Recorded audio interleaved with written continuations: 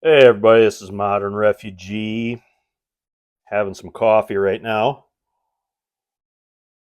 And I had a longtime subscriber mention something in a comment just recently here that they liked hearing my stories and the different tales that I tell about the past in my area. And what I thought I'd do here for a couple of videos is I do a little bit of an autobiography on myself. And explain a little bit why I am the way I am, and how I sort of got into preparedness. Because preparedness back when I was a little kid wasn't called preparedness; it was called survivalism. And most of you know how I grew up old school, and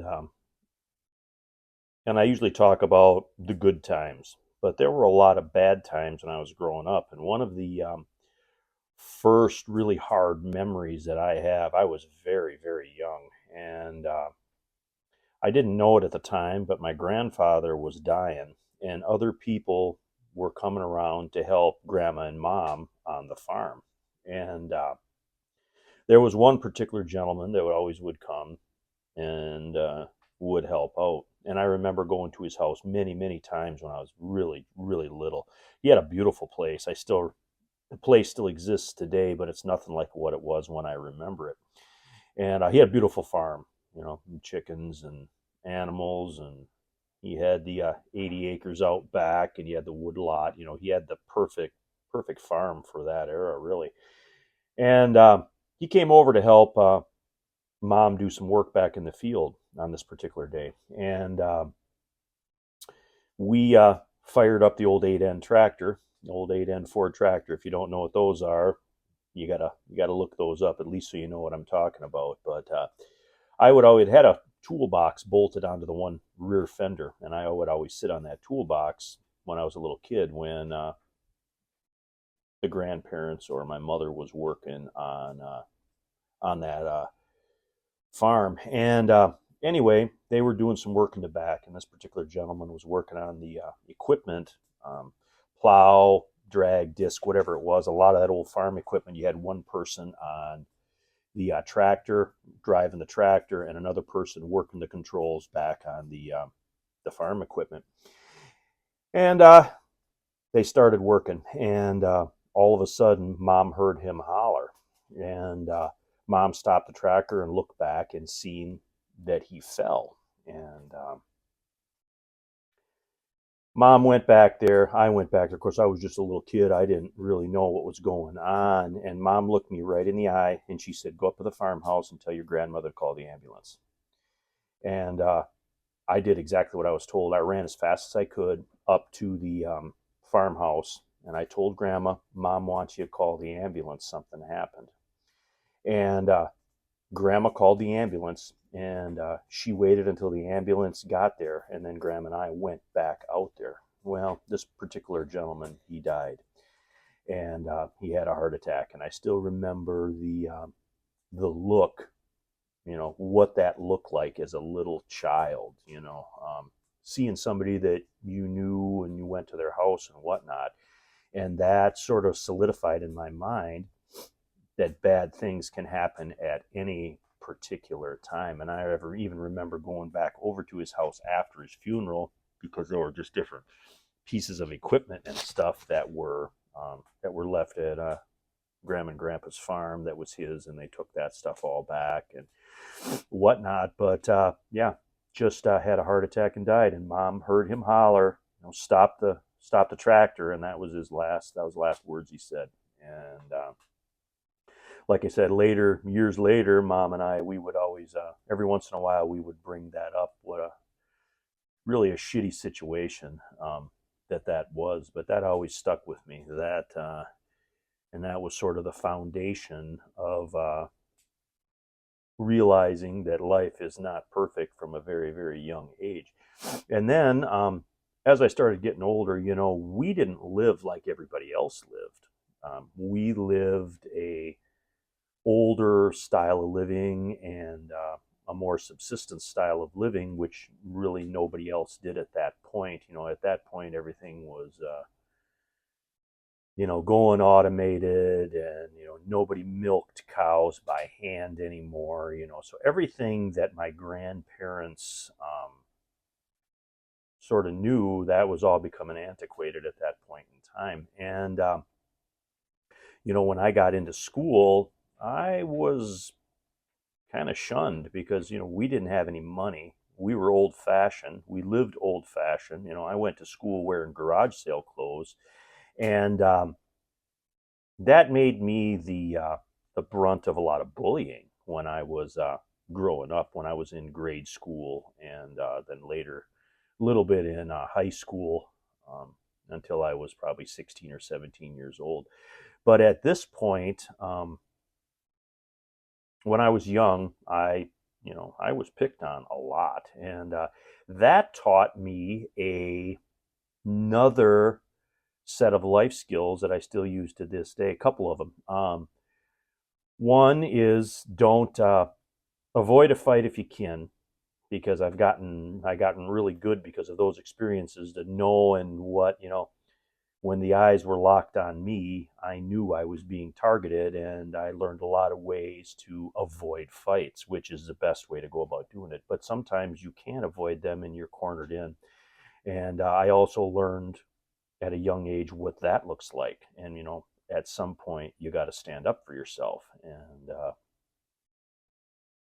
so those things still, a lot of things, bullies are, it doesn't matter what size body they're in or how old they all act the same. They all have a certain way that they pick people out and whatever. And once you kind of learn that stuff just hangs with you, and you learn to adapt. And if I see trouble, even to this day, I'll try to avoid it. But if I'm ever in a situation where I can't avoid it, I guess I'm gonna do what I have to do, to get myself out of that situation. And that older, it's really interesting now, because that older style of living has all come back around. When they say history, goes in circles and it comes back around, history repeats. I can see that right now, because that older style of living is, and I don't know if it's just my generation is getting older and they want to relive the past, or if it's because of the necessity of what society has become. But things have circled back around, and these old types of living and these old experiences are becoming relevant again, and not a lot of people know these. And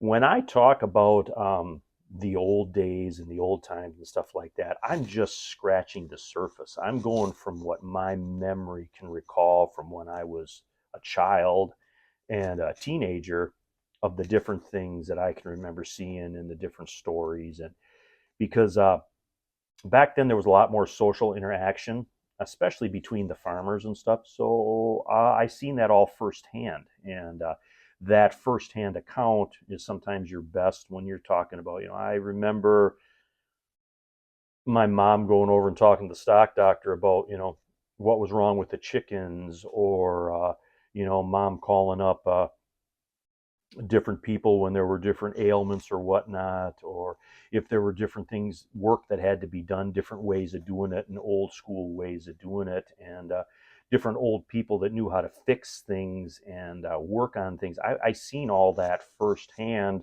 and like I said, all that stuff is becoming relevant again today. And I just grew up immersed in those type of situations, so I seen adversity from a very young age. And my father, of course, I've said this on my channel before, my father was disabled. My father had a lot of health problems when I was a kid growing up, and he couldn't really work and do the stuff that other men did. So a lot of, I think a lot of the reason in retrospect why my mom took me around to all these different farms and different things is so I could absorb that information that I couldn't necessarily get from my father because he was disabled. So it was a hard road for my mom. I mean, my mom had to raise me, look after the farm.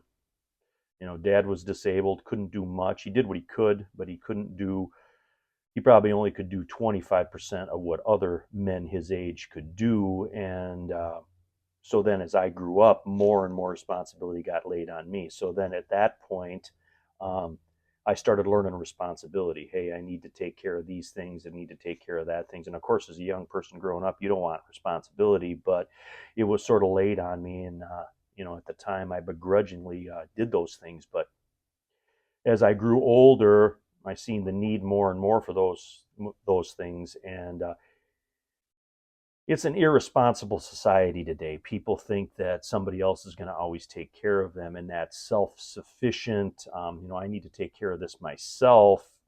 Another hallmark of what we would call preparedness today, that was just ingrained in me from a very young age. And getting back in, and my mother did read what we would call survivalist type stuff today, whether it was herb lore or whatever, on top of what she already knew, from her own experiences. So then I always had those resources there. My mom and grandmother both were just avid readers. They would read anything. I mean, my mom probably checked out more books from the local library when she was alive than any other person in the county.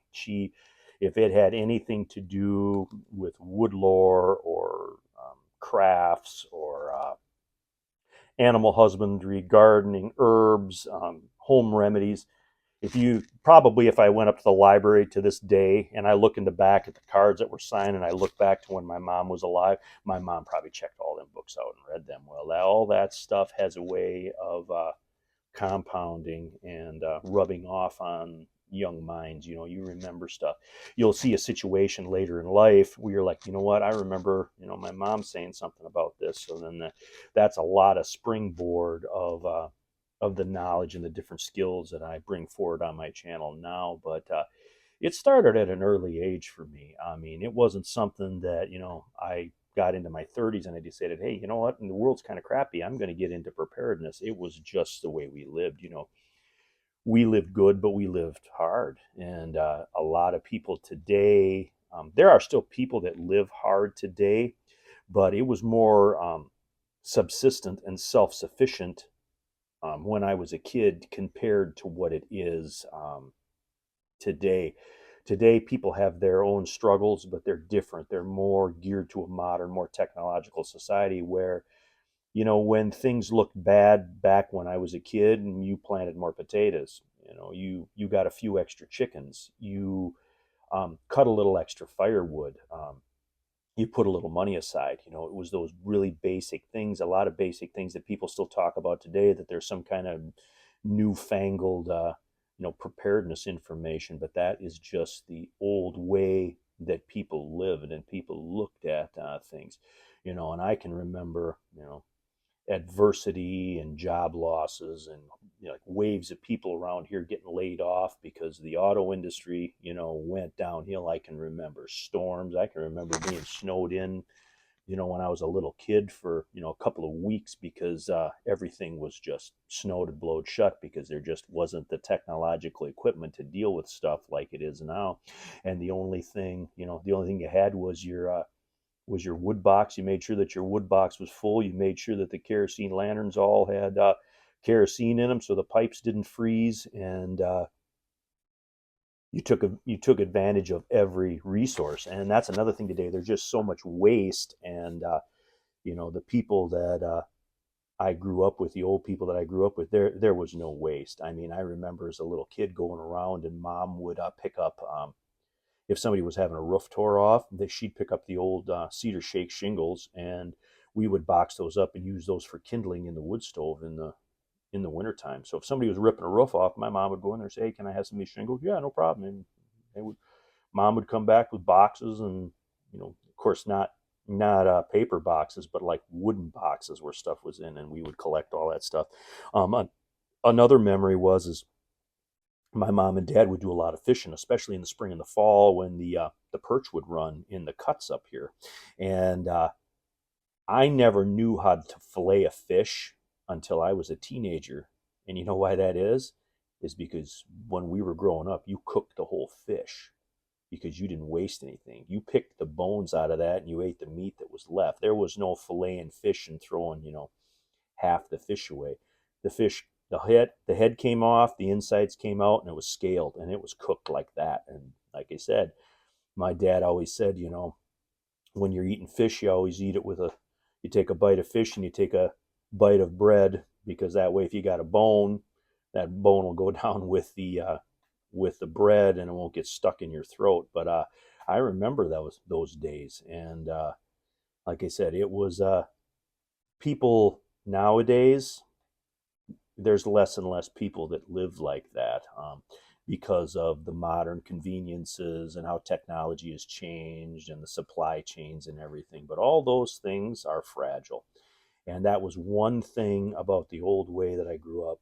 It wasn't as fragile as things are today. It was resilient, and in a lot of cases, it was a baseball bat reliable. It it was hard work, but it always worked, and it had a lot to do with the people that made it work. But anyway, this is part one of a little bit of my autobiography here of sort of why I am the way I am today. But anyway, this is Modern Refugee. Hope you guys got a little entertainment out of this video here, just talking about my past. You guys take care.